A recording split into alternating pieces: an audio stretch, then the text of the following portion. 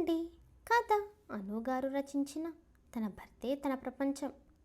ఒక అమ్మాయి ఒక అబ్బాయితో ఏడడుగులు వేసి పెళ్లి చేసుకుని తనకి అన్నీ తానే అని నమ్మి తన తల్లిదండ్రుల వదిలి వస్తే అంతే నమ్మకంగా తన భర్త ఆ నమ్మకాన్ని పోగొట్టకుండా చూసుకోవాలి.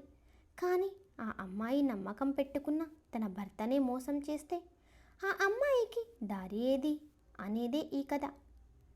ఇది ఒక అమ్మాయికి జరిగిన నిజమైన కథ. అది ఒక అందమైన పల్లెటూరు.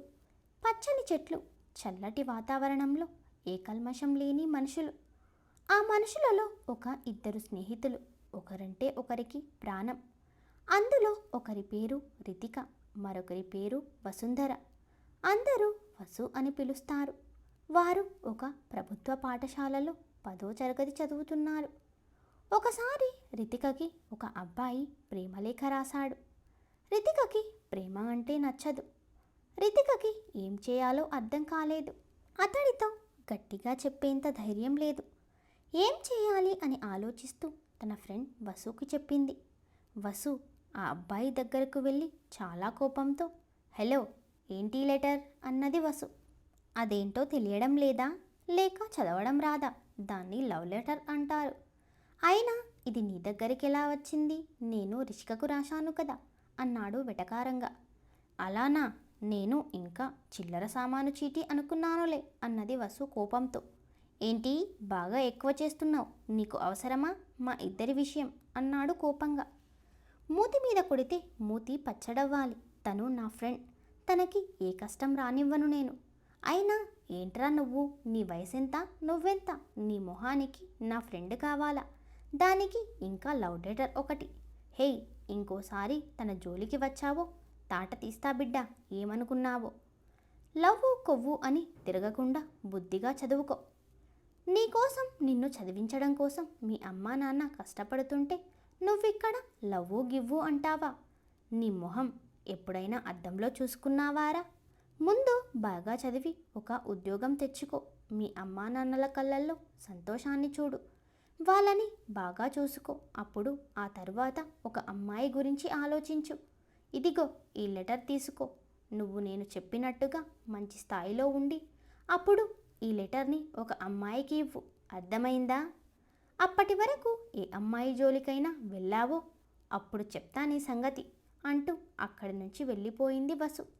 మళ్ళీ వెనక్కి తిరిగి వచ్చి, ఇంతకీ నీ పేరేంటిరా? నువ్వెక్కడి నుంచి వచ్చావు? ఏం చేస్తావు? నీ మొహం ఎప్పుడూ కనపడలేదు నాకు. చెప్పు, చెప్తావా లేదా? రోజు ఇక్కడ గేట్ దగ్గర కనపడతావు అన్నది కోపంతో. ఏం చెప్పకుండా ఆ అబ్బాయి అక్కడ నుంచి వెళ్ళిపోయాడు. వసు రిషిక దగ్గరకు వచ్చింది. నువ్వేమీ భయపడకు, నేను వాడికి క్లియర్గా వార్నింగ్ ఇచ్చేసా. వాడింకా నీ జోలికి రాడు, సరేనా? అవును, ఇంతకీ వాడెవడే అని అడిగింది. అతని పేరు విశాల్ అంట, అంతే, ఇంకేమీ తెలీదే నాకు. అవునా, సరేలే, ఇక నీ జోలికి రాడులే, వదిలే ఇక. ఆ రోజు నుండి విశాల్ మళ్ళీ రిషిక దగ్గరకు రాలేదు. రోజులు గడుస్తున్నాయి. విశాల్ గురించి మర్చిపోయారు. వాళ్ళు ఇప్పుడు కాలేజీలో చదువుతున్నారు. రిషికకి పెళ్లి చేయాలని అనుకున్నారు. పెళ్ళి ఫిక్స్ అయింది. ఆ విషయం రిషిక వచ్చి వసుకు చెప్పింది. ఇప్పుడే పెళ్ళా? మనం బాగా చదువుకొని ఉద్యోగం చేయాలని అనుకున్నాం కదా రిషిక. కానీ అమ్మా నాన్నను బాధ పెట్టకు, వాళ్ళు ఎలా చెప్తే అలా చెయ్యి, సరేనా? వసు, అది మరి నీకొక షాకింగ్ న్యూస్ చెప్పనా? హా, చెప్పు. నేను ఇంతవరకు అబ్బాయిని చూడలేదు. ఆ అబ్బాయి నన్ను చూసి ఇష్టపడ్డాడంట, మంచి జాబ్ చేస్తున్నాడట అని నాకు చెప్పారు మా వాళ్ళు. నేను సరే అన్నాను. అవునా, నువ్వు అబ్బాయిని ఇంకా చూడలేదా?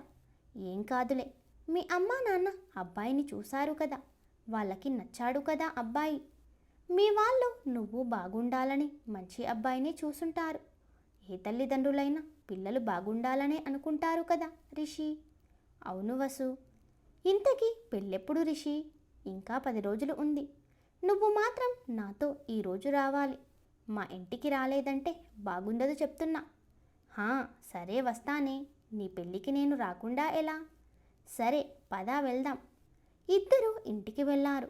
2 రోజులు గడిచాయి. రిషి ఈరోజు మా ఆయనను చూడబోతున్నాను. ఫోటో దిగడానికి వెళ్తున్నాం. అవునా, అయితే నేను కూడా వస్తా. మీ ఆయనను నీకన్నా ముందు నేనే చూస్తా. ఏంటే అలా చూస్తున్నావు? మూతి తిప్పుతున్నావు. వద్దా, చూడొద్దా? ఏం లేదు లేవే. లేదు, నువ్వు మూతి తిప్పావు కదా, నేను రాను పో. నువ్వే వెళ్ళు. అమ్మ తల్లి, నీకో దండం. ఊరికనే అన్నానే, నువ్వు లేకుండా ఎలా చెప్పు? అలా అన్నావు, బాగుంది, సరే పద అని ఇద్దరూ వెళ్ళి అబ్బాయిని చూశారు. చూడగానే ఇద్దరూ ఒకరి మొహం ఒకరు చూస్తూ ఆశ్చర్యపోయారు. రిషి, ఇతన్ని ఎక్కడో చూసినట్టుంది. అవును వసు. అయ్యో, వాడే. ఎవరే? అదేనే, నీకు లవ్ లెటర్ ఇచ్చాడు కదా, విశాల్. హా, అవునే, అతను ఇక్కడ ఉన్నాడేంటే వసు? అంటే ఇతనేనా నిన్ను పెళ్లి చేసుకునేది? వెళ్ళి అడుగుతా, నువ్వుండు. నువ్వు ఆ రోజు... అవును నేనే. ఆ రోజు నువ్వు తిట్టింది నన్నే. నువ్వేంటి ఇక్కడున్నావు? ఆ రోజు నువ్వే అన్నావు కదా, బాగా చదివి మంచి ఉద్యోగం తెచ్చుకుని ఆ తర్వాత అమ్మాయిని చూడు అని. అందుకే మంచి ఉద్యోగం సంపాదించి ఒక మంచి స్థాయిలో ఉండి ఇప్పుడు వచ్చాను. రిషిక, ఇలారా. ఇదిగో ఆ రోజు నేను నీకు రాసిన లవ్ లెటర్, ఇప్పుడైనా తీసుకుంటావా అని అనగానే రిషిక ఆ లెటర్ తీసుకుంది. రిషికను పెళ్లి చేసుకునే అబ్బాయి నువ్వేనా? నువ్వు చాలా గ్రేట్. నీకు రిషికపై ఎంత ప్రేమ ఉంటే నువ్వు మళ్ళీ జాబ్ తెచ్చుకొని పెళ్లి చేసుకోవడానికి వచ్చావు. నా ఫ్రెండ్ చాలా లక్కీ. ఆ రోజు నేను ఏదేదో అన్నాను. సారీ, ఆ మాటలేమీ మనసులో పెట్టుకోవద్దు అని అన్నది వసు. అయ్యో, అదేమీ లేదు. అలా నేనేమీ పెట్టుకోను. అయినా ఆ మాటలు ఎప్పుడో మర్చిపోయా. అయినా ఫ్రెండ్ అంటే నీలానే ఉండాలి. చెప్పాలంటే నేను ఇప్పుడు వచ్చి నీ ఫ్రెండ్ని పెళ్లి చేసుకోవడానికి కారణం నువ్వే. నేనా? నేనెలా కారణం? అవును, నువ్వే కారణం. ఆ రోజు నన్ను నువ్వు అలా తిట్టకపోయుంటే నేను ఇలా జాబ్ తెచ్చుకునేవాడిని కాదు. ఇప్పుడు నీ ఫ్రెండ్ని పెళ్లి చేసుకోవడానికి వచ్చేవాడిని కాదు. ఏదైతేనేం, నా ఫ్రెండ్కి తనని ఇష్టపడే అబ్బాయి వచ్చాడు. నేను చాలా సంతోషంగా ఉన్నాను. తనని బాగా చూసుకో అన్నయ్య. అలాగే చెల్లెమ్మ. నేనే మాట్లాడుతున్నా, మీరు మాట్లాడుకోండి. నాకెక్కడ టైం ఇస్తున్నారు మీరు? లైఫ్ లాంగ్ అన్నయ్య నీ పక్కనే ఉంటాడు కదనే. సరే పద, ఫోటో దిగిన తర్వాత మాట్లాడుకుందాం. రిషిక పెళ్ళి రానే వచ్చింది. ఈరోజే పెళ్ళి.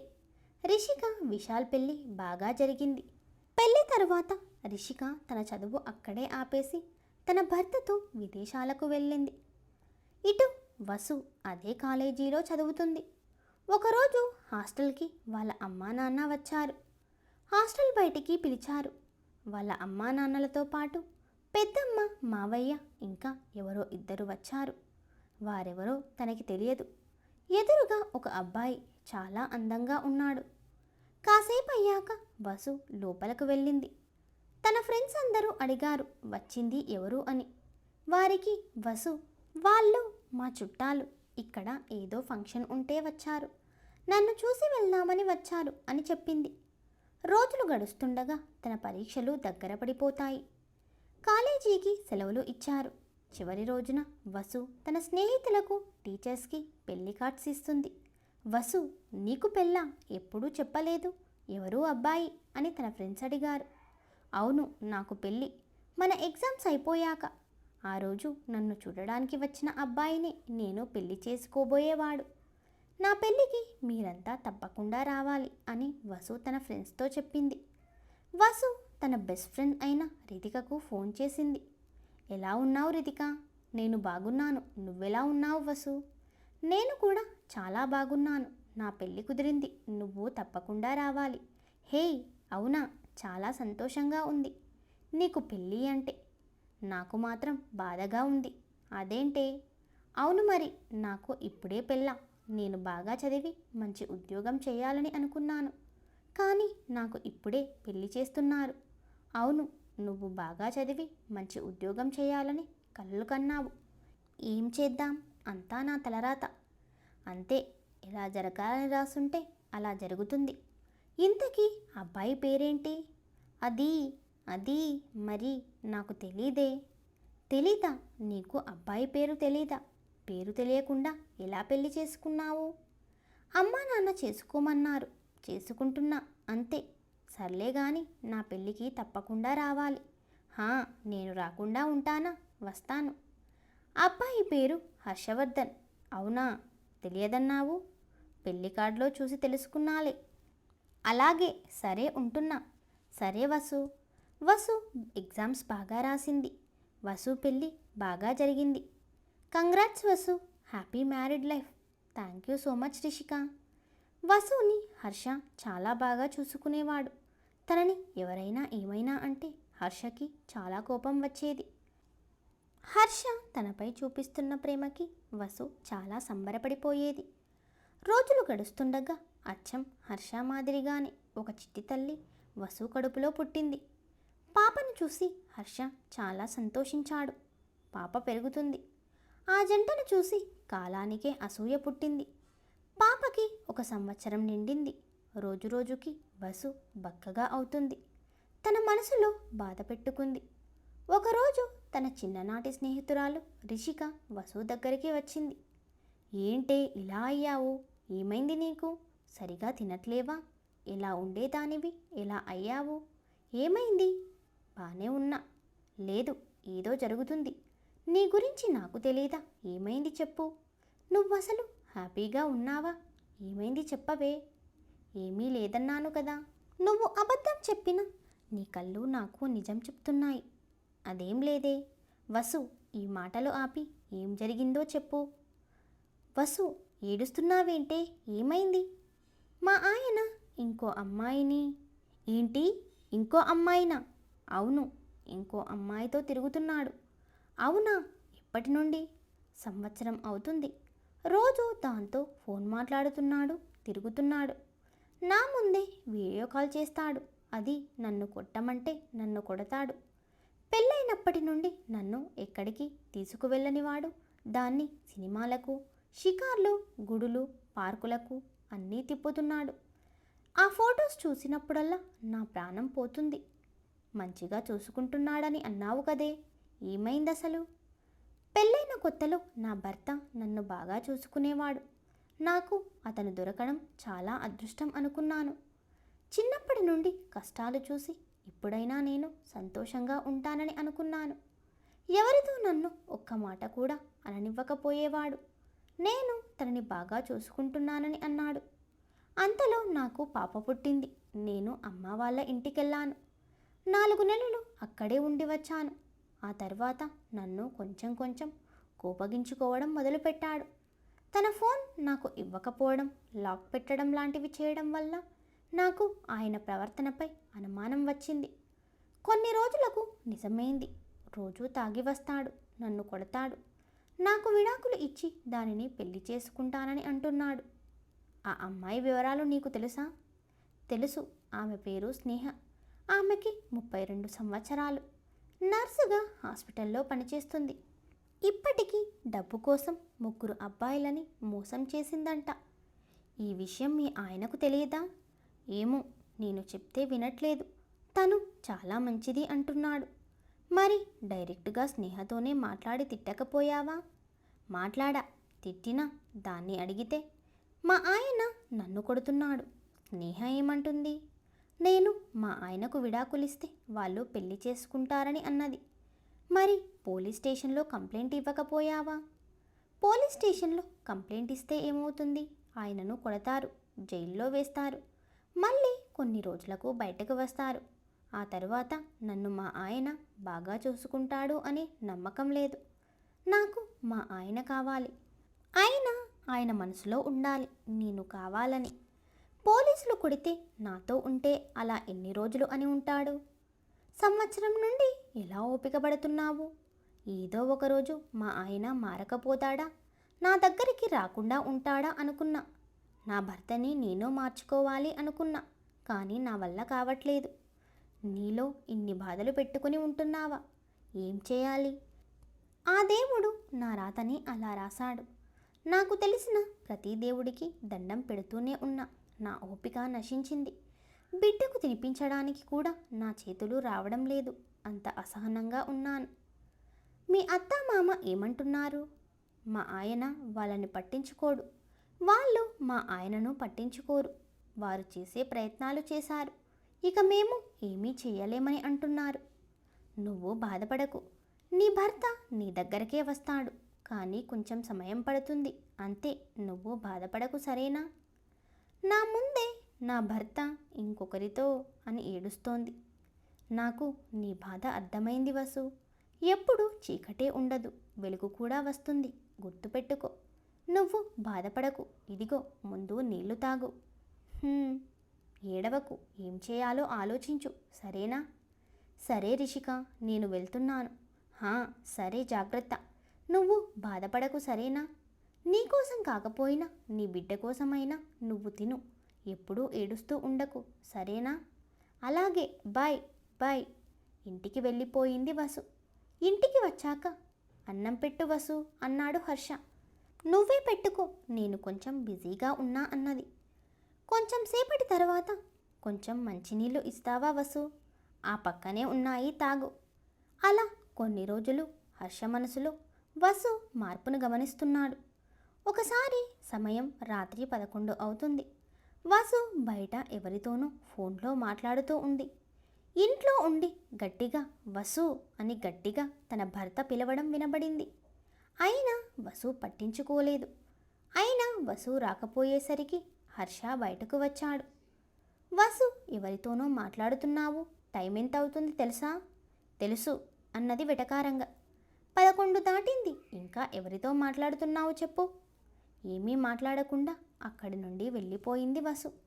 రోజు వసు ఫోన్ మాట్లాడడం చూసిన హర్ష ఒకరోజు తను పడుకున్నాక వసు ఫోన్ తీసుకుని చూశాడు. అందులో వినీత్ అనే పేరు చూశాడు. ఆ నెంబర్తో చాలా మెసేజ్లు, ఫోన్ కాల్స్ ఉన్నాయి.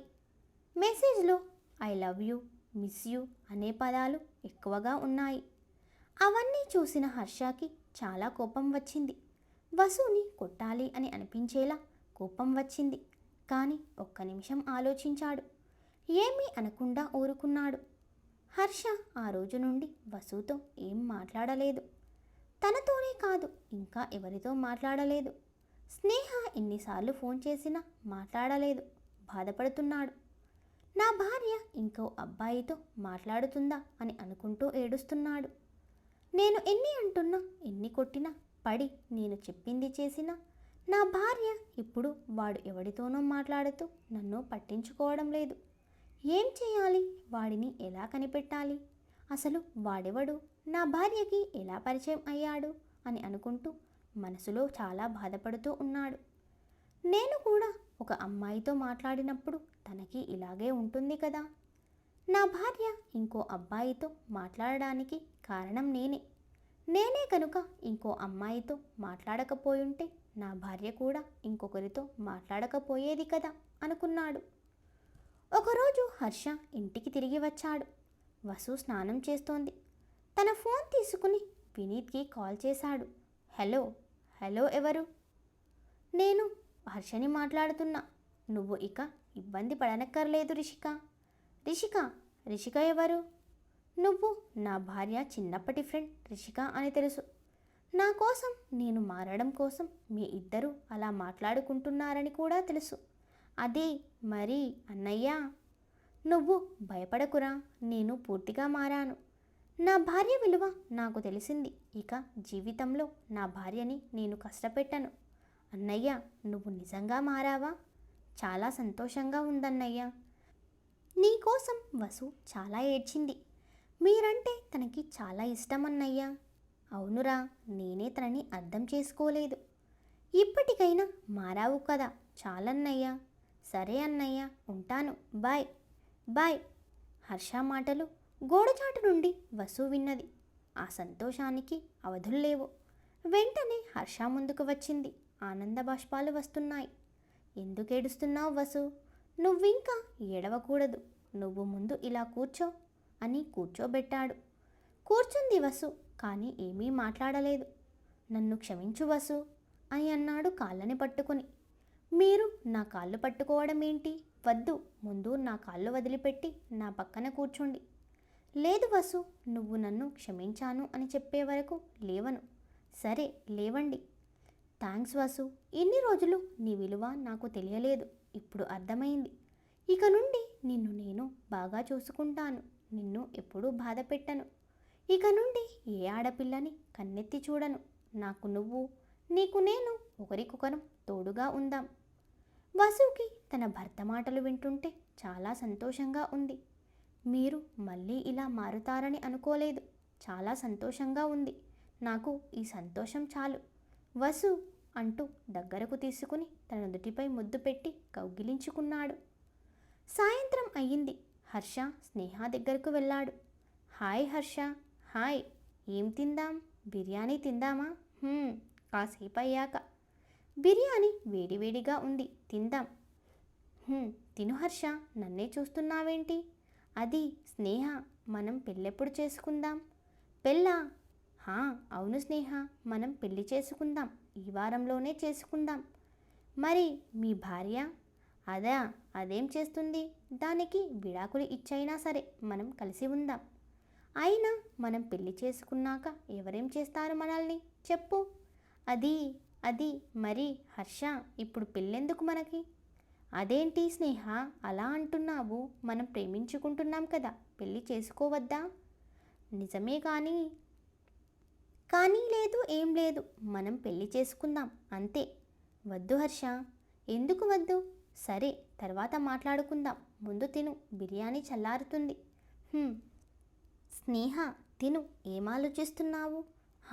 ఏమీ లేదు హర్ష, మనం మళ్ళీ కలుద్దాం. నేను వెళ్ళాలి, ఫోన్ వస్తుంది, నాకు పని ఉంది. అదేంటి అలా వెళ్ళిపోతున్నావు? నువ్వే కదా రమ్మన్నావు. మరి పనేంటి? నేనే రమ్మన్నా. కానీ పెళ్ళి అనేవరకు భయమేస్తుందా? భయమా? నాకెందుకు? మరి ఏమైంది? ఏమీ లేదు. ఓ, రాజ్ కోసం ఆలోచిస్తున్నావా? రాజెవరు? ఇంకా నన్ను మోసం చేయాలని చూడకు ఆశ. నేను అన్నీ విన్నాను, నాకు అన్నీ తెలుసు. అసలు ఈరోజు ఏం జరిగిందంటే, తనలో తాను మాట్లాడుకుంటూ రోడ్డుపై వెళుతూ ఉండగా ఎదురుగా ఒక రెస్టారెంట్లో స్నేహల ఒక అమ్మాయి కనబడింది. స్నేహలా కాదు, అక్కడ ఉన్నది స్నేహనే. ఎదురుగా ఒక అబ్బాయి ఉన్నాడు. ఇద్దరు చాలా క్లోజ్గా ఉన్నారు. ఆ అబ్బాయి ఎవరు? అన్నయ్య అయితే కాదు. ఎవరు వాళ్ళు? ఏం మాట్లాడుకుంటున్నారు? వెళ్ళి వినాలి అని మనసులో అనుకున్నాడు హర్ష. చెప్పు ఆశ, మనం పెళ్ళెప్పుడు చేసుకుందాం? ముందు డబ్బులు కావాలి కదా రాజ్, మనం పెళ్ళి చేసుకోవాలంటే. మరి ఇంకా ఎన్ని రోజులు ఆశ?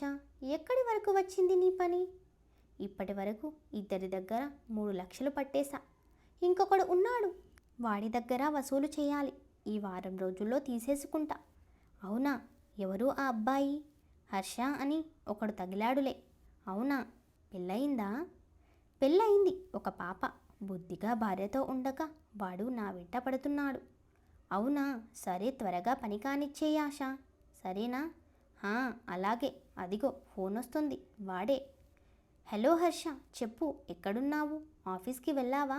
సాయంత్రం త్వరగా వచ్చేయి. మనం రెస్టారెంట్కి వెళ్ళి డిన్నర్ అక్కడే చేద్దాం, సరేనా? సరే, బాయ్ హర్ష, మిస్ యూ.